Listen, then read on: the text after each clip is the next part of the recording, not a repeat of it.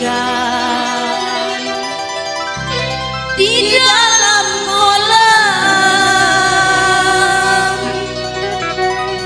Tenangkan dulu airnya sebening kaca. Bila mata tertuju pada gadis pendiam, caranya tak sama menggoda darah lincah.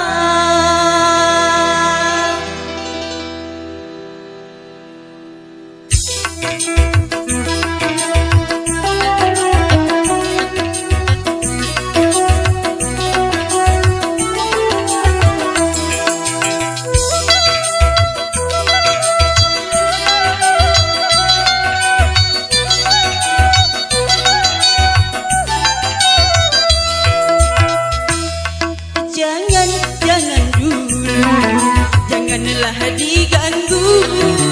Biarkan saja, biar duduk dengan tenang. Senyum, senyum dulu, senyum dari jauh. Kalau dia senyum, tandanya hatinya mau.